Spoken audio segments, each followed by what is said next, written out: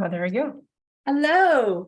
Hello, and welcome to the Awakened Mother Show. This is weekly dialogues with leading edge spiritual teachers, moms, dads, boots on the ground, doctors, lawyers, people that are professionals that are all doing their work in service to the empowerment of women and moms and families.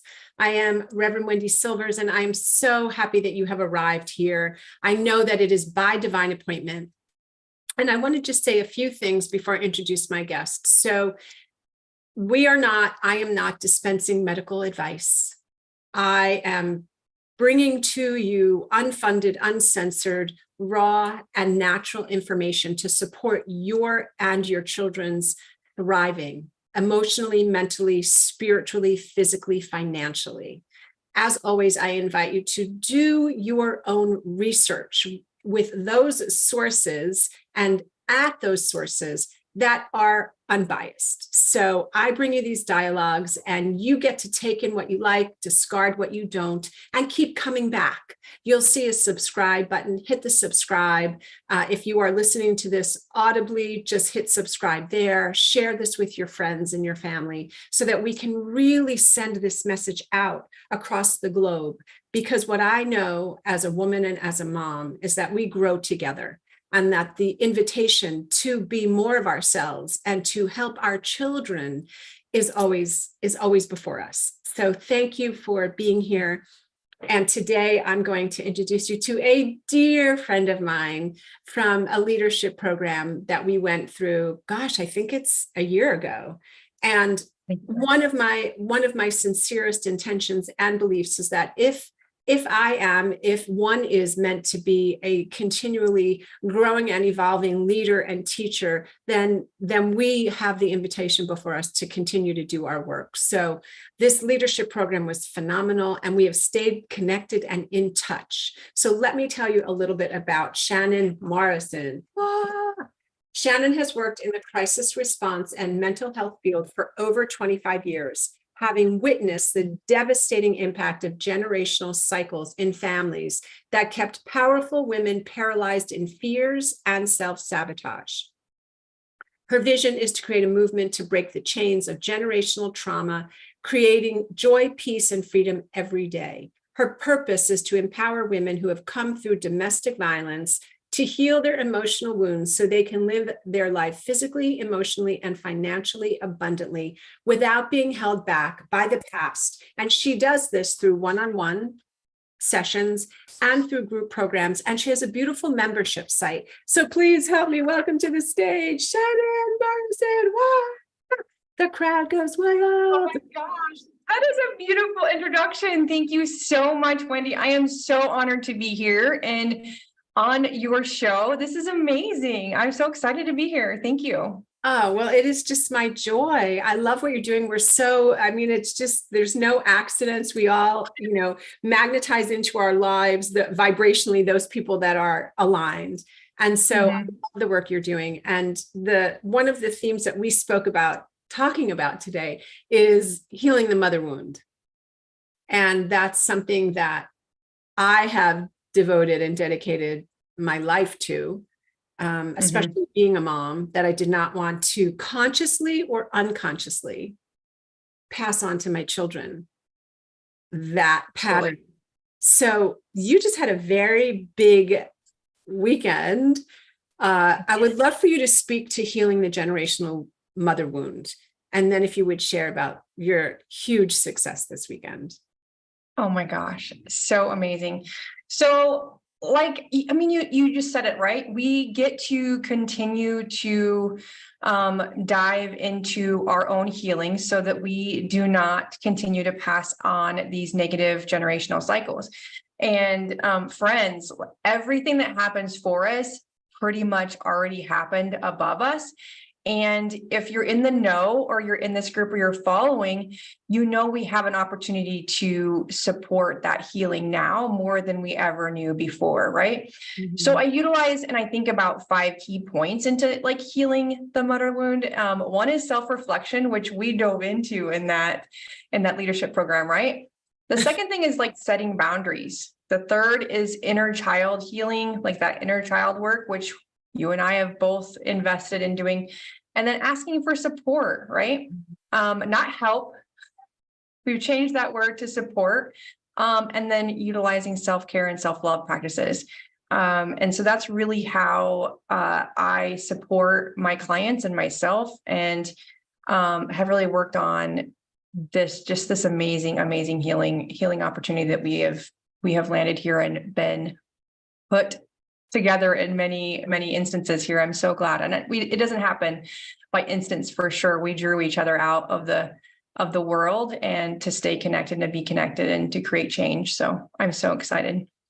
It's so true. And I think of it as a soul call, right? Mm-hmm. I mean, we are spiritual beings having a human Mm-hmm. life experience. In my cosmology, I call it an incarnation. Other people might call it different things, but it's really the opportunity to grow and evolve and to love deeper. Because when I know for myself, coming out of my childhood, I knew intuitively, like very strongly, that the messages that I received, the experiences that I had were not healthy. Like there was no question in my mind, and I couldn't wait to get away from my house. But what I didn't quite realize is the depth to which I internalized the patterns. Even though I was rebelling, I also internalized. And so my path, similarly, maybe there's other people out here that have experienced that, is to unwind and to unlearn, right? That whole idea. I think about transformation as a spiral that goes like this. And so the same issues may present themselves in a different way as we grow. So I love your 5 points: the self-reflection, the opportunity to create boundaries. Let's talk about setting and maintaining boundaries, not walls, and the inherent challenge with that. Oh my gosh. First of all, I think I think as we grew up, I feel the same way. I rebelled. I went against everything. If I was told no or the sky was blue, I was like, it's green, and hell to the yes, right? And so I rebelled, and I think about what that created, and now, not then. And I see a resemblance in my own kids in different aspects. And so I was also creating that cycle, right? And I know that now. Setting boundaries, it's kind of a yucky word. Who likes the word boundaries? Like I feel like it's just this cool, right? But boundaries are huge in what you like. I used to say yes to everything. I was on like 6 boards. I was the chairman of everything. I had 3 jobs as a single parent after my horrible divorce, right? And so I still said yes to everything. I didn't know the word no. And so I really feel like setting boundaries is really just setting yourself up to win. And when you can say no to the things that really don't matter or do not bring you joy, saying no to the things that are more toxic than positive, as you start saying no, it gets easier. I will still never forget the first time I said no to my boss, and she was just like, congratulations. I am so proud of you. And I thought she'd be mad at me, but I think that's what we're going to think of. I think we feel like we fail, or we're going to let somebody down, or mom's going to be mad, right? There's going to be a consequence to setting a boundary or saying no to somebody, or you're not going to be liked. And I am a recovering people pleaser. And I don't know if friends watching here, that was like my goal in life, is to make everybody happy and not myself. And so I spread myself completely thin, and it wreaked havoc on my mental health and my mental capacity and my positive capacity to be a good mom, right? I was overwhelmed, boiling over the top, stressed, burned out, tired mom who didn't know how to play and have fun a long time ago. So boundaries are massive. I mean, how do you feel about boundaries? Like, what do they feel like to you? Maybe we need to rename them. I know. It's so interesting because I've often called them limits. I learned it also from when my daughter went to this beautiful unschooling school from the time she was 2 until the time she was 11. And what I liked is they talked about boundaries, but there was also this invitation to look at them as limits. And so I really liked that, because when I came out of my childhood and even into my adulthood, I really didn't know what a boundary was. I knew that my boundaries had been violated, right? Yeah. Like my basic right for having my own opinion. Like I think about this a lot. I was given the message that my having a different opinion, my liking and wanting different things out of life, hurt my mother. And I just remember that pain that I felt, because who wants to hurt their parent, but who wants to deny themselves? So it was this inner conflict that was so palpable for me all the time. So going fast forward to doing the work, I chose a lot of deep inner. I did spiritual counseling. I tried the regular talk therapy for a while, but I ended up going the spiritual route, and I did hypnotherapy, and then subsequently became a hypnotherapist. But I also went into 12-step recovery because I needed a spiritual foundation and to be around other people that could reflect back to me that though I lived in a crazy making environment, I was not crazy. And that allowed me to begin to experiment with boundaries. And I was very clumsy. And I re-languaged them to being limits. So I had a limit of what was acceptable, what was unacceptable, and what was a non-negotiable. Like when I do my parenting classes, I talk about non-negotiable limits. So it's been a learning, even to this day, being comfortable. Yeah. And I remember this spiritual axiom that I was taught many years ago, is that when I say no to things that don't work, I'm saying yes to receiving those relationships, work opportunities, experiences that do work. Absolutely. When you can create the wins for your own limits, you open doors for the similar things that bring you joy and comfort, right? Or that bring you peace. If you do more of the things that create unsettling resentment, those other doors are not going to ever open for you. The universe will create whatever you are creating, right? And so I love that. That is beautiful. And if you are like us, I mean, I had many vices, and had to really unlearn what I was taught as a kid. And everything that I was taught is, and it just comes with ease to me, is the reaction, the 90 hours a week, the be in charge of everything, controlling life, because if you don't control it, then it's just going to fall apart, right? And to surrender to the unseen, that things will work out, to surrendering, and the knowing and the feeling and being intuitive. I've always been intuitive, and I just thought I was just different, and I just kind of ignored it for a long time because it was like weird and quirky. And so I'm just like, yeah, it's fine. I feel that, but it's fine. And so I just feel like setting these boundaries now, it sounds really easy in perspective, but it still comes around. Things still come up, right? For us, Wendy, like they still come up, and you're like, my instant reaction so much is like, I got to do. And I'm like, whoa, this is a boundary. Like, what's going to give us peace? What's going to keep us in that flow of breaking that chain or healing that chain, or that cord, disconnecting that cord that's pulling us to a similar stance as our generations above us. And we're change makers. And to do that, we get to stick to our boundaries and stick to our inner values. What do you value most about? What do you want to envision your life? If you were on your deathbed, What will you think? Did you lay it all on the table? Is your book empty? Like, did you fulfill everything that is in that chapter?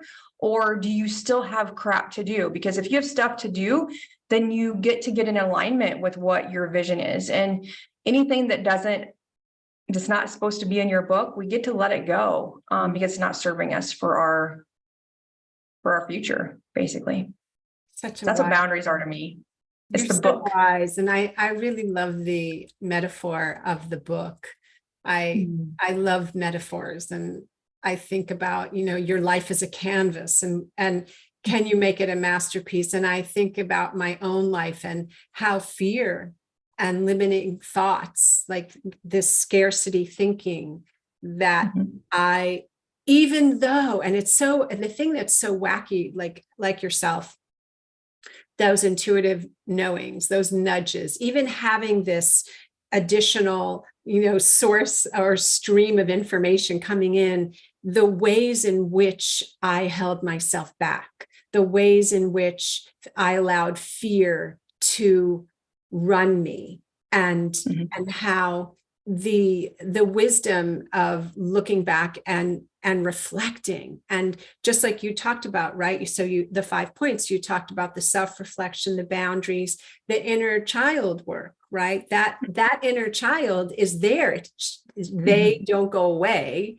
So we get to bring them in and integrate that into our life. I think about you, right? And I think about being in a marriage where there was domestic abuse, and having a child, and you had 2 children or 1 child at that point? I had 2 children. And you chose life. You chose joy when you could have said to yourself on some level, this is the best it's going to get, and I need to make peace. What was that moment of clarity for you when you just went, that's it, no more? Do you remember that? Oh my goodness, yes. There was like 3 things that were like pivotal in that relationship. And you guys, I knew this human. I married my high school sweetheart. So I met him when I was 16, and I knew him for 90% of my life. Still, I've known him for 90% of my life, right? So we dated in high school, and I should have known better. But again, I was told no. So it was a hell yes in my book. And I married him, and we were married for 10 years. And 3 years in, I filed for divorce, and fear stopped me. I was married. I was pregnant with my 2nd child, and he threw me off a porch and choked me, and I was pregnant, and it scared the absolute crap out of me. And I was like, I don't deserve this. But I was so terrified to be a single mom with a baby and an 18-month-old that I was like, I will not survive. I need this man financially, whether this happens or not. And so I reneged on it. Like, I left for like 3 weeks. And so at that moment, I was not secure with myself or my boundaries, or my worthiness was broken because it was never really built. I didn't feel confident or worthy my entire life. Like, it just is the way I resonated, or I reflected on my life and my journey at that time. And so it was, we had to completely do a new rebuild. Like, it wasn't like just build a house. We had to tear down, unlearn brick by brick, swirling that tornado to kick all the crud to the curb, right, and start over. And so it was moments like that. But when I just was like, first of all, I got left in a town with we went to Sturgis, and he got highly intoxicated and left me in Sturgis. Well, if you've ever been to Sturgis, South Dakota for rally, you go on a motorcycle with a human, and you go back with that human on a motorcycle. There's no like, hey, Pat, anyway, so that was the first thing. And then we went and I was just like, this is ridiculous. Like, I had to find somebody else to take me back to the campsite, which I did. We had a group of people, and I was like, don't forget me. I am not your human, but don't forget me. Right. And, the second thing that happened was we were on a family vacation, and it was horrific for me. And he treated me like I was worse than a dog that he didn't have time for.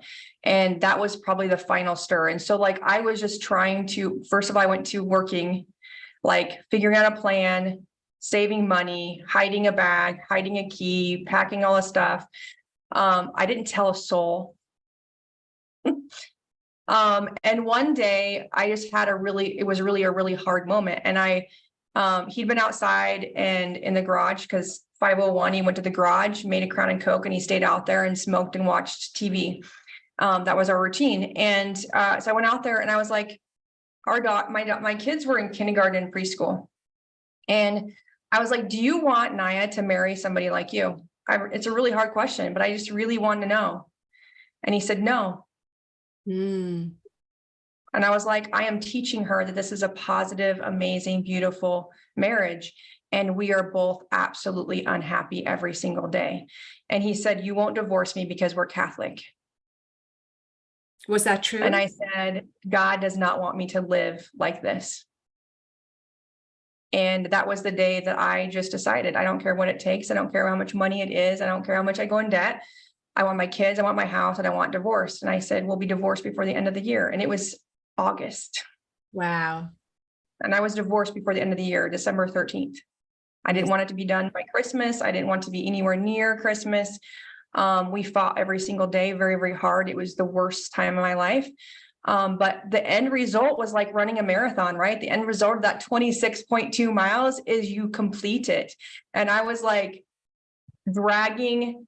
I was miserable. I was mentally exhausted. I worked in a clinic. I'm so incredibly blessed to have been working in the place that I was because they had the capacity of empathy and compassion for my situation. And so there always, I think, is a huge line in the sand. There has to be something. And I was willing to put everything on the cards to teach my kids a different way.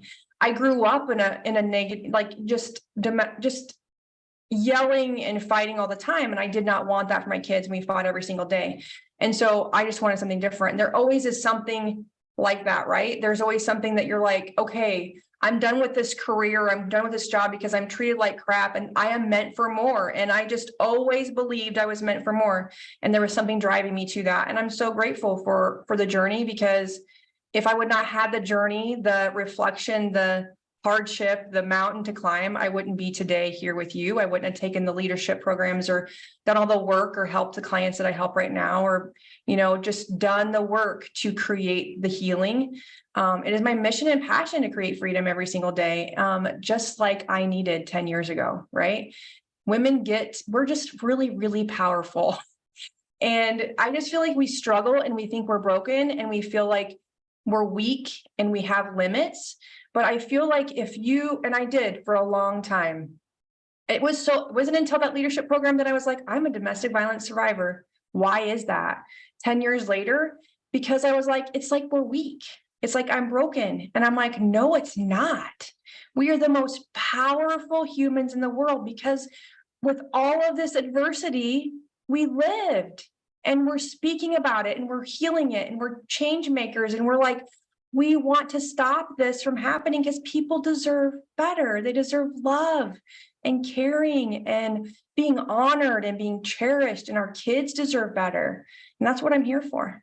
Whoa. Take a breath, everyone. That was so powerful. So powerful, Shannon. Thank you for sharing that. Thank Absolutely. you for doing the work. And there were several moments that jumped out at me. One was the power of intention, right? So one of the things that I often say is heal my unbelief, right?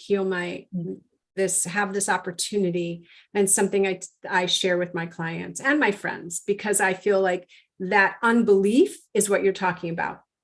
That we're broken, that we're, but what you apply to your life are universal principle, the principle of intention, the principle of creation, that line in the sand that you exemplified, like, I'm done, right? So it took you that experience to just say, not going here, My Mhm. intention is to be out of here before the holidays. Mhm. And there you were. What's so fascinating to me too is this wonderful woman who's working 90 hours a week, who probably everybody depended on, came to it, at work. You got lots of, accolades and respect. You're doing so great. You handle everything so well. And then inside you're crumbling because you're not Absolutely. living according to your soul's call. And then you are. And then Mhm. it is like it's redesigning, rebuilding from the inside out. And now you're in a wonderful marriage with a man who Yes, really cherishes and appreciates you. absolutely. Absolutely. Oh my gosh. And what an amazing turnaround. What a 360 life event. Like, I never ever believed it was possible Mm. to be cared for like I'm cared for. And it is a completely new way of being. Like, to first of all, inviting it in was not easy because when you feel like you're not worthy, when you have all this guilt and all this shame and this non-belief, or you're believing the nerds or gremlins in your head, like, I'm not pretty, I'm broken, I have all of these scars, people see through me, blah blah blah, all those negative thoughts come through. You don't really believe it's possible for real words to be coming out of somebody's mouth. Like, are you really being honest? It took me so long for him to proving himself was not even, like, it's not even the right word, but really he worked hard to get through the armor that I had built up, that wall that you say, that we talked about at the beginning. Like, right, I had a really strong, powerful wall, first of all, because I got to protect myself, right? And it had been built for a long time, friends, like years, right? And so to be able to be loved and to accept it and to bring it in, the first thing that I really got to do was I got to love who I saw in the mirror. And friends, that took a long time. Like, I have always, like, gone to vices when I had a bad day, and I didn't choose, kindness for my body or my liver or my mind ever. I was just, I don't even know, like, not, what is the word? Responsible. I was just like, I was like, I am so lucky to be alive. Like, you think about things and I'm like, I'm so lucky I'm alive. Anyway, but I drank a lot. I drank a lot in high school. I drank a ton in college, and my marriage was no different. My husband was an alcoholic. And so I just joined in, and it just was not healthy. And so to regain everything, I had to, like, rebuild all of that. And it took a long time for me to look at myself and be like, you are a beautiful human. You deserve to be loved. You deserve this goodness. You are worthy of making money. You are worthy. You are a good mother. Because I was like, I suck. I didn't get divorced when I said I should have. I stayed in this marriage for, my kids are now 9 and 7. I could have done things, the shoulda, coulda, wouldas. But the fact is if you're in that position, like I was 10 years ago, I did draw a line in the sand. I did make a decision. I did follow through. My kids know what a healthy marriage is. They know when they're in a bad relationship, whether they sit in it for a minute or they don't. They absolutely know now. And I taught them that. They would never have known had I not drawn that line in the sand. And so I had to shove the shoulda, woulda, couldas. And granted, you and I have had that conversation, Wendy, where we know that they are my greatest and most powerful teachers. And my marriage wasn't the first relationship. You and I had that conversation. I had a second relationship that was even more like just split second abusive. Like, I didn't see it coming abusive. And my daughter saw it, and she wrote a letter to school. And so that was, like, super embarrassing, eye-opening. And I was like, we got to make a change, Shannon. Like, we get to stop and look around the humans we're connected with. We got to stop and look around with who our friends are and who we're bringing into the household, because we deserve better, Shannon. Right. So if you're at that limit and you're like, oh my gosh, I've been through 3 relationships and I'm not bringing in anybody, or I've had 3 different jobs and everybody is treating me like crap, or I sleep 1 hour a day because I have 4 jobs. At the point in time, is you're doing it to fulfill a hole, and the hole can only be replaced by your self-love, your self-reflection, your honesty, your compassion to yourself. And when you can learn to have compassion for yourself and where you came from and what your journey is, you will find the right job, the right humans, the right business, the relationships with your kids that you want to. That's what heals those wounds. That's what heals those generational cycles. It's compassion and love and vulnerability and honesty and openness to creating the possibilities, right? So that's the only thing I have ever, is who you see in the mirror. So powerful. So there's such richness in what you spoke to just there on so many levels, that this is why you are uniquely qualified to do the work with the women that you do. And I'm so grateful that you are on the other side of that generational wounding and not still in it. And that doesn't mean that there aren't days where I call it the living in the knots, right? Where the not this, not that. So my experience is emerging from a childhood and adult life experiences where it perpetuated who, let's say, I wasn't. I'm going to use myself in this. So my first thoughts might be the knots. And as you so beautifully articulated, we get to unwind that so that we're living in the possibility. Absolutely. So the work that you do, the gem work, the emotional healing work, the 5 points that you speak about, being the mom that you are, the woman that you are, the friend. I really cherish our friendship and the wisdom that you carry and share. Your women are very, very fortunate to have you leading them. Thank you. So I take that in. Thank you so much. And you are an amazing human, and I cherish our friendship as well. You are full of wisdom, my friend Wendy, full of wisdom. Thank you. So as we are coming to a close, even though I want to talk to you like forever, so we'll continue this dialogue. If you could just share the huge triumph that you had this weekend, and then the ways in which women can connect with you, I would be very appreciative. Oh my gosh, absolutely.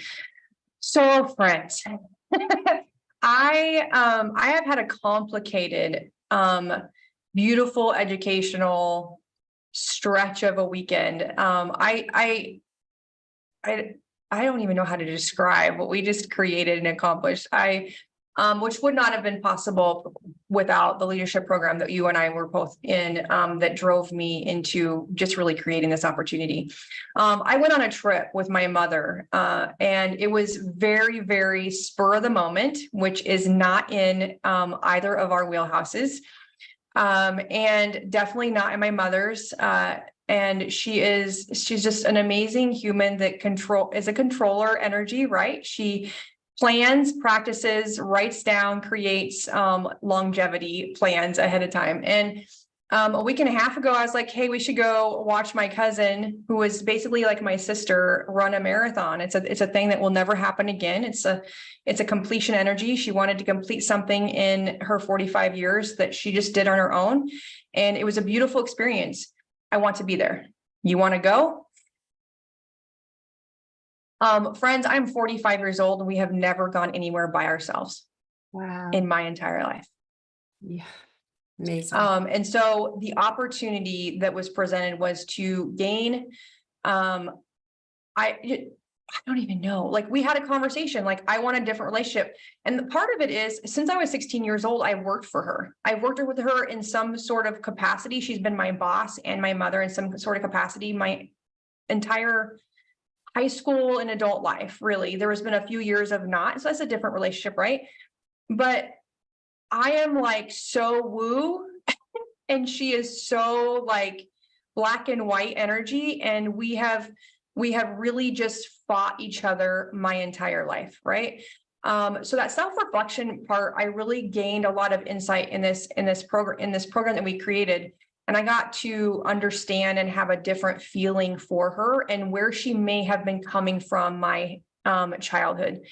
And so that I got a different insight and a different respect for that. So it created this openness to creating a different relationship other than fight and flight. Okay. And so we created this 26-hour drive in a car together. And one day in Ogden, Utah, and it was a beautiful experience. I got to style flex a lot, and I'm sure she did as well. And she prepared and she planned and she had all the food and she was ready for everything that could possibly happen, right? And we had an amazing, beautiful day of just hanging out. We just did the thing, we talked. On the last day, it was so funny because both of us like had this underlying question that we wanted answered. And she asked a hard question. I was like, whoa, that was like a futuristic, like big question that she wanted me to answer at 5:30 a.m. prior to coffee. And I was like, well, this is kind of big. And so I reciprocated by the last hour of our trip, because we're like on a downhill slide. I drove the last like 4 hours, whatever. It was great. I was like, so tell me about my birth story. Tell me about like these things. We like went way back, and she's like, why do you, I was like, I really want to know this information. Like it makes a huge deal for me. And so we even got some of that out of the way, you guys, but this would never have been possible if I would not have reflected. Like all I have ever done is resented, disliked, fought every bone of my mother's thought process or stating. If she said yes, I said no. Our relationship has never been like, let's go get our mani-pedi, let's go do something, right? And it was created because I had this reflection of who my mother was when I was born. She was a teenager. Friends, she got married because she wanted to get out of the house, and she had a parent sign because she was 16 years old when she got married. That person was an alcoholic, a drug user, and an abuser. And so I had to really dive deep and be like, what kind of life was my mom living? And then I was born with severe allergic childhood asthma. Okay, so there was that controller energy of we got to make Shannon survive, right? And so that protector, that combator, that fighter, that controller she was keeping a human alive. And so that self-reflection was, we get to like look back and we like really sit in, where were we in that moment? And I've done the same thing for myself, where like when my kids are like, but as soon as we were divorced, it was like we had to eat kale and carrots, and we didn't have this or we didn't have that. And I had to think about, where was I in life when I had my kids? Like, why are they reacting this way? Well, it's because when I was pregnant with Courtney was the worst time of my marriage, the most physical, horrible experience of my marriage in the first 4 years. I was pregnant with her. And so I was like, you get to reflect and have compassion for the situation that someone was in, and bring in love and bring in whatever is missing from the damn room. Like, let's just be honest, right? When I get frustrated, or I get like this conversation is in my head of, you're not good enough mom because this is what's happening. I'm like, compassion to where we were, and how can we be supportive instead of creating a victim mentality? Because I lived in victim for 35 years, victim every single day for 35 years. And friends, we're victorious, we're powerful, we're abundant, we're mothers. We have created humans and kept them alive, for the love of Pete. You know, we get to give ourselves love, grace, and just love ourselves for what we have created, what we've done so far up until now. And if we know we're meant for more, then we get to realign with our own self, our heart, and our vision. And that's why that happened. That's why this weekend happened.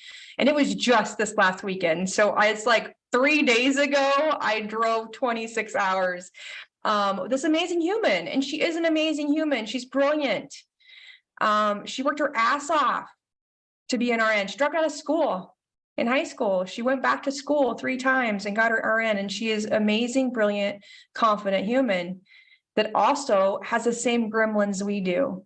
Right. The same self, like, am I doing this right? Yeah. Am I smart enough? I'm sure those things go through her head just like ours, right? So yes, I'm so grateful. Beautiful. For having the opportunity. I'm so blessed. Thank you. Thank you for sharing that. So if you're watching this or listening to this on Spotify or Apple or whatever platform you listen to this, I want you to just take in that it is a living experiment. It is a living laboratory of life. And I thank you, Shannon, for articulating your experience and just preparing this inspirational pathway for anyone at any place in your life who might be listening to this, who's questioning, do I stay? Do I go? This isn't okay. How can I do this? I've got kids. Oh, I'm a terrible person. Ugh. Whatever those knots are.